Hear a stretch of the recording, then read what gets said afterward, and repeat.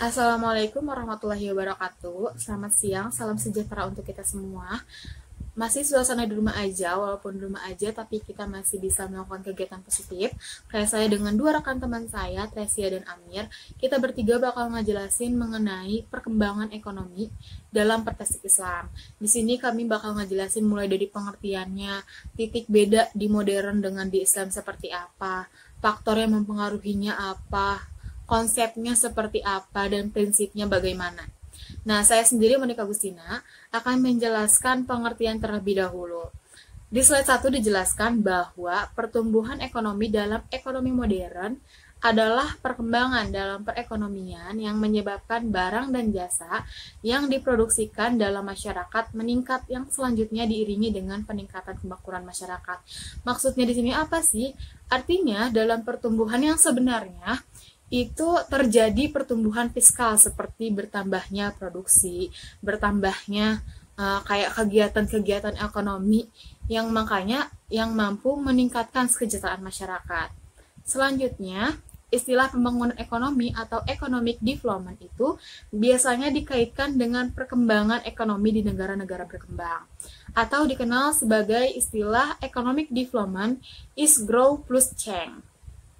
Pembangunan ekonomi adalah pertumbuhan ekonomi yang diikuti oleh perubahan-perubahan dalam struktur dan corak kegiatan ekonomi. Nah, maksudnya apa sih gitu kan? Perubahan struktur dan corak kegiatan ekonomi itu artinya dengan kata lain bahwa tidak hanya pendapatan ekonomi secara real saja, tidak hanya pendapatan nasional secara real, tapi bisa dikaitkan dengan misalkan kegiatan modernisasi. Itu kan secara tidak langsung faktor untuk mempengaruhi perubahan dan perkembangan ekonomi. Nah, slide selanjutnya itu dijelaskan bahwa ekonomi Islam mendefinisikan pertumbuhan ekonomi dengan istilah assessed growth of a region of output which can contribute to human welfare. Artinya pertumbuhan terus-menerus dari faktor produksi secara benar yang mampu memberikan kontribusi bagi kesejahteraan manusia. Maksudnya apa sih pertumbuhan terus-menerus dari faktor produksi secara benar? Artinya dalam Islam itu kayak faktor-faktor yang masuk itu harus positif, tidak boleh buruk. Karena kenapa? Kalau misalkan buruk itu bakal merusak kesejahteraan masyarakat. Nah, kalau positif, secara tidak langsung itu mampu memberikan kontribusi bagi kesejahteraan masyarakat. Selanjutnya, istilah pembangunan ekonomi dalam Islam adalah the process of elevating property and proposition of easy, comfort, and descent in life. Artinya, proses untuk mengurangi kemiskinan serta menciptakan ketentraman, kenyamanan, dan tata susila dalam kehidupan. Artinya apa sih untuk kenyamanan dan tata susila dalam kehidupan? Artinya, dalam Islam itu tidak hanya mementingkan dunia saja, tetapi akhirat juga harus dipentingkan. Makanya di sini dijelaskan bahwa menciptakan ketentraman, kenyamanan, dan tata susila dalam kehidupan. Jadi Islam tidak hanya mementingkan dalam dunia saja, tetapi mementingkan juga untuk akhiratnya. Selanjutnya, ada potensi pertumbuhan ekonomi menurut ekonomi Islam. Nah, di sini dijelaskan bahwa ada beberapa faktor yang mempengaruhi pertumbuhan itu sendiri. Nah, faktor tersebut itu ada 4. Yang pertama, ada sumber daya yang dikelola atau invisible resource. Yang kedua, ada sumber daya manusia atau human resource. Yang ketiga ada wirausaha atau entrepreneurship. Yang keempat ada teknologi. Kita jelasin dari yang pertama ya. Yang pertama, sumber daya yang dapat dikelola. Sumber daya yang dikelola itu menjadi faktor. Kenapa? Karena sumber daya kan kayak misalkan kayak kelapa sawit, kayak sumber-sumber daya yang ada di Indonesia, kayak mesin. Itu kan pasti jadi faktor penting. Kalau misalkan kita gak punya sumber daya, gimana bakal bertumbuh dan berkembang kan? Terus selanjutnya ada sumber daya manusia. Kenapa dia jadi faktor penting selanjutnya? Karena semua dikelola oleh manusia. Kayak misalkan untuk menginput keuangan, untuk mengakomodasi keuangan, untuk semua yang menjalankan itu manusia. Makanya sumber daya manusia juga harus menjadi faktor penentu. Jadi nggak semuanya sembarang bisa dipekerjakan dalam pertumbuhan dan perkembangan ekonomi ini. Nah, tapi kalau misalkan dalam Islam itu, untuk menjadi sumber daya manusianya ada beberapa syarat. Yang pertama, Islam itu kayak kan kalau misalkan kayak udah terikat dalam suatu perjanjian itu, dalam Islam itu hukumnya kayak janji itu harus ditepati kan gitu. Terusnya kayak misalkan kita udah dapat gaji, berarti kita harus benar-benar profesional dalam melakukan. Terus kerja itu dalam Islam itu artinya ibadah, jadi nggak boleh sembarang kayak gitu. Terus yang ketiga, wirausaha. Kenapa sih wirausaha jadi faktor penting juga kan? Nah, wirausaha itu kayak apa ya? Kayak lebih ke skill kita gitu kan. Gimana kita mau berkembang kalau misalkan kita sendiri nggak punya skill untuk berbisnis, nggak punya skill untuk berdagang. Sedangkan kan dalam zaman sekarang bahkan lapangan pekerjaan pun udah sulit kan. Jadi kita tuh gak akan bisa ngejar gitu untuk perkembangan dan pertumbuhan ekonomi dalam dunia maju. Selanjutnya teknologi. Nah, kalau teknologi, kalau kita nggak ikutin zaman, kalau kita nggak ikutin perkembangan teknologi sekarang, pasti kita bakal keterbelakangi. Kita gak akan maju-maju, kita gak akan menikmati itu artinya pertumbuhan dan perkembangan seperti apa. Jadi kemajuan teknologi itu cukup penting ya. Nah, terus dalam Islam itu dia tidak menolak ya, maksudnya nggak menentang untuk kemajuan teknologi. Bahkan dalam kenyataannya bahwa Islam sangat mendukung untuk kemajuan teknologi kayak gitu. Nah, itu untuk faktor-faktornya. Nah, selanjutnya buat konsepnya bakal dijelaskan oleh rekan saya, Tresia Silvania. Silahkan Tresia. Selamat siang semuanya. Sebelumnya, terima kasih untuk rekan saya Monica yang sudah memaparkan materi. Selanjutnya, saya, Tresia Selviana, akan melanjutkan pemaparan materi mengenai konsep pertumbuhan dan pembangunan ekonomi dalam Islam. Islam sendiri menganut konsep pertumbuhan dan pembangunan ekonomi berupa integrasi pertumbuhan dengan pemerataan. Dr. Muhammad Kalaji dalam bukunya mengatakan bahwa salah satu tujuan ekonomi Islam adalah mewujudkan pertumbuhan ekonomi. Tetapi dalam poin ini terdapat sebuah pertanyaan besar, yaitu apakah yang menjadi prioritas dalam pertumbuhan ekonomi itu pemerataan atau pertumbuhan itu sendiri? Jawaban pertanyaan tersebut adalah bahwa Islam membutuhkan kedua aspek tersebut, baik pertumbuhan maupun pemerataan, keduanya dibutuhkan secara simultan. Next, slide 7. Seperti yang sudah saya jelaskan bahwa Islam memandang pertumbuhan maupun pemerataan, keduanya dibutuhkan secara simultan. Islam juga memandang pentingnya pemerataan karena pertumbuhan ekonomi tidak menggambarkan kesejahteraan secara menyeluruh dan secara real. Terlebih apabila pendapatan dan faktor produksi banyak terpusat bagi sekelompok kecil masyarakat. Dalam paradigma ekonomi Islam, pertumbuhan haruslah sejalan dengan keadilan dan pemerataan pendapat. Sehingga dalam menentukan keberhasilan pembangunan ekonomi melalui indikator PDB domestik bruto dan per kapita semata tidaklah tepat. Karena mungkin saja pertumbuhan yang tinggi berada di tangan segelintir konglomerat tertentu. Jadi indikator PDB ini semata-mata hanya angka yang sumbernya tidak bisa kita pastikan dengan jelas, di mana bisa saja hanya disumbang oleh orang-orang konglomerat tertentu, berbeda dengan orang-orang yang berada di kalangan bawah. Jadi indikator PDB domestik bruto ini tidak menjamin adanya pemerataan secara menyeluruh. Nah, untuk mewujudkan pemerataan, menurut Muhammad Umar Kapra, setidaknya ada 5 unsur utama yang harus dilakukan. Yang pertama, mengadakan pelatihan dan menyediakan lowongan kerja bagi pencari pekerja, sehingga terwujud full employment. Nah, semakin tinggi tingkat pengangguran di Indonesia, maka semakin tinggi pula tingkat kemiskinan, sehingga kesejahteraan dan keadilan tidak bisa dinikmati secara menyeluruh. Yang kedua, memberikan sistem upah yang pantas bagi karyawan. Sistem upah yang diberikan harus sesuai dengan kebutuhan mereka untuk kehidupan yang layak. untuk makan, untuk pendidikan, dan juga untuk kesehatan. Yang ketiga, mempersiapkan asuransi wajib untuk mengurangi pengangguran, kecelakaan kerja, tunjangan hari tua, dan keuntungan-keuntungan lainnya. Orang-orang yang mengabdikan hidup mereka untuk bekerja sedari muda layak untuk mendapatkan jaminan untuk masa tuanya nanti.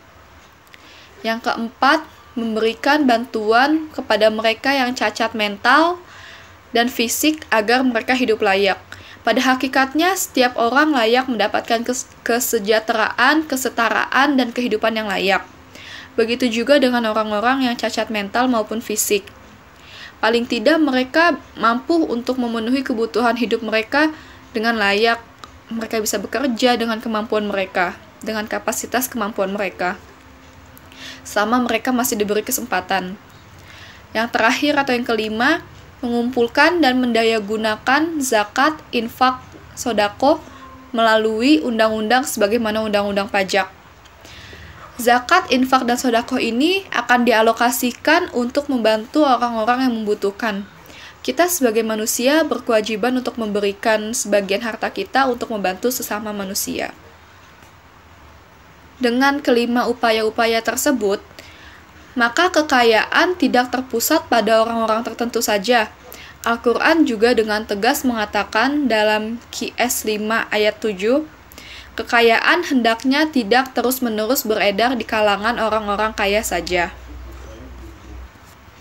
Sekian pemaparan materi dari saya, selanjutnya akan dilanjutkan oleh rekan saya, Amir. Terima kasih atas perhatiannya. Assalamualaikum warahmatullahi wabarakatuh. Terima kasih Saudari Tresia dan Saudari Monica. Selanjutnya saya akan melanjutkan pemaparan tentang prinsip pembangunan ekonomi Islam. Pada penjelasan sebelumnya sudah dijelaskan bahwa pembangunan ekonomi modern telah berkembang secara signifikan. Walaupun telah berkembang secara signifikan dan cukup lama, pembangunan tersebut tidak memberikan dampak positif bagi pembangunan ekonomi dunia karena tidak sejahtera dan adil. Ketika Islam menawarkan konsep pembangunan yang diajarkan oleh Al-Quran dan Sunnah, tentu alasan utamanya karena untuk diterapkan sebagai konsep untuk negara-negara Muslim di dunia. Hal ini dikarenakan karena tidak cocoknya konsep pembangunan ekonomi modern untuk negara-negara Islam di dunia. Hal ini menimbulkan kritik bahwa konsep tersebut dapat merusak masa depan negara-negara Muslim di dunia tersebut. Islam tidak hanya memperhatikan pembangunan ekonomi saja, tetapi Islam juga memperhatikan pembangunan umat manusianya. Hal ini sesuai dengan fungsi utama Islam, yaitu membimbing manusia ke jalan yang benar dan arah yang tepat. Dari kajian para ulama dapat dirumuskan dasar-dasar filosofis pembangunan ekonomi. Yang pertama, tauhid rububiyah, yaitu menyatakan dasar-dasar hukum Allah. Yang selanjutnya membangun model pembangunan ekonomi berdasarkan Islam. Maksudnya, sebelum kita membangun model pembangunan berdasarkan Islam, kita harus tahu dulu hukum-hukum Allah, mana yang diperbolehkan dilakukan dan mana yang dilarang untuk dilakukan. Yang kedua, keadilan. Maksudnya adalah pembangunannya tidak pincang dan pembangunannya harus merata dan adil. Sebagai contoh, di kota-kota di wilayah barat selalu diutamakan dalam masalah pembangunan, sedangkan di wilayah timur, Indonesia bagian timur gitu, masih adanya ketinggalan pembangunan gitu. Yang ketiga, khilafah. Dasar ini menyatakan bahwa manusia adalah wakil dari Allah yang bertanggung jawab atas bumi yang diamankan padanya. Maksudnya adalah manusia tidak boleh merusak apa-apa yang ada di muka bumi ini. Yang keempat, tazkiyah. Maksudnya adalah mensucikan manusia dalam hubungannya dengan Allah, sesama manusia, dan alam lingkungannya. Berdasarkan dasar-dasar keempat filosofi sebelumnya, dapat diperjelas bahwa pembangunan ekonomi menurut Islam adalah yang pertama, pembangunan bersifat komprehensif dan mengandung unsur spiritual, moral, dan material. Maksudnya adalah kebahagiaan yang ingin dicapai bukan hanya kebahagiaan di dunia saja, tetapi kebahagiaan di dunia akhirat. Seperti kata-kata kejarlah dunia seakan-akan kamu hidup selamanya, dan kejarlah akhirat seakan-akan kamu mati besok. Yang kedua adalah fokus utama dari pembangunan itu sendiri adalah manusia dengan lingkungan kulturalnya ini. Ini berbeda dengan pembangunan ekonomi modern yang hanya menegaskan pada lingkungan fisik. Tetapi dalam Islam, pembangunan ekonominya menegaskan dari lingkungan fisik kepada manusia. Contohnya, banjir dan tanah longsor akibat perusakan hutan yang secara terus-menerus. Itu dari lingkungan ke fisik. Fisiknya manusia menggunduli hutan. Yang ketiga, pembangunan ekonomi adalah aktivitas multidimensional, sehingga semua usaha harus dipertimbangkan terhadap apa saja akibat yang akan terjadi sehingga tidak terjadi ketimpangan. Maksudnya, sebelum kita melakukan pembangunan, kita harus memikirkan apa dampak yang akan terjadi terhadap pembangunan tersebut. Dan yang keempat, penekanan utama pembangunan menurut Islam. Yang pertama, memanfaatkan sumber daya yang telah diberikan secara semaksimal mungkin. Maksudnya, semua yang telah diberikan oleh Allah Subhanahu wa Ta'ala kita manfaatkan dengan maksimal, jangan setengah-setengah. Yang kedua adalah setelah kita memanfaatkan secara maksimal, pemanfaatannya harus dibagi secara adil dan merata. Selanjutnya, sesi tanya jawab yang akan dipimpin oleh Saudari Tresia. Silakan Saudari Tresia. Baik, saya akan membuka sesi tanya jawab pada presentasi kali ini. Halo, assalamualaikum warahmatullahi wabarakatuh. Perkenalkan, nama saya Asep Anjasmara Laksmana. NIM saya 181011201982 dari kelompok 12 Ekonomi Syariah. Saya ingin bertanya tentang tujuan pembangunan ekonomi adalah keadilan bagi seluruh warga negara. Mohon penjelasan. Jelaskan konsep keadilan ekonomi dalam pandangan kapitalis, sosialis, dan Islam. Terima kasih. Assalamualaikum warahmatullahi wabarakatuh. Jawaban saya adalah, secara singkatnya, keadilan bisa diterjemahkan berbeda-beda, tergantung dengan perspektif mana yang digunakan. Begitu juga dengan konsep dari keadilan ekonomi. Dalam pandangan kapitalis, keadilan ekonomi dicapai melalui pemberian kebebasan individu pada tiap masyarakat. Hal itu karena kapitalis meyakini kebebasan individu adalah tonggak keadilan suatu masyarakat, dan sebab itu adalah suatu keutamaan dan fundamental yang harus diperjuangkan.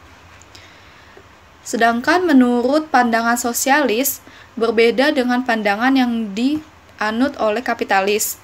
Sosialis memandang bahwa keadilan ekonomi apabila dimiliki melalui kebebasan individu justru menyebabkan ketidakadilan. Sehingga sosialis menyerahkan peran negara dalam menguasai alat-alat produksi untuk didistribusikan kepada semua masyarakat tanpa melihat kelas sosial secara merata. Sedangkan dalam pandangan Islam, keadilan ekonomi diartikan sebagai kekayaan yang tidak menumpuk pada sebagian kecil masyarakat atau golongan, tetapi selalu beredar di dalam masyarakat. Keadilan ini menjamin terciptanya pembagian yang adil dalam kemakmuran, sehingga memberikan kontribusi pada kualitas kehidupan yang lebih baik. Perkenalkan, nama saya Arum Widya Putri, NIM saya 181011201804 dari kelompok 4. Ingin bertanya, ukuran pertumbuhan ekonomi suatu negara dalam ekonomi pembangunan antara lain diukur dengan pendapatan per kapita. Bagaimana pandangan Anda mengenai parameter pertumbuhan ekonomi di negara ini? Nah, kalau misalkan menurut saya, ya nggak apa-apa, berarti negara tersebut menjadikan pendapatan per kapitanya sebagai tolak ukur untuk perkembangan dan pertumbuhan dalam negara tersebut. Lagi pula, kayak misalkan pendapatan itu lebih gampang dilihat gak sih sama negara lain kalau misalkan negara tersebut udah memiliki perkembangan, negara tersebut udah kayak pertumbuhannya ada kemajuan kayak gitu. Lagi pula presentasi dalam perkembangan dan pembangunan ekonomi memang presentasinya itu dilihat dari pendapatan. Lagi pula nih ya, misalkan kayak kegiatan-kegiatan modernisasi, kayak bertambahnya produksi, bertambahnya kayak berkembangnya misalkan sumber dayanya, berkembangnya teknologinya, berkembangnya kewirausahaannya, pasti kan tujuannya untuk mendapatkan pendapatan juga gitu. Makanya pendapatan per kapita itu menjadi tolak ukur, karena emang kayak presentasinya aja kayak gampang dilihat gitu sama negara-negara lain gitu. Nah, sekian presentasi dari kami bertiga. Kurang lebihnya mohon maaf. Yang udah nonton terima kasih. Semoga kalian sehat-sehat terus, stay safe terus di rumah. Makasih sekali lagi. Wassalamualaikum warahmatullahi wabarakatuh.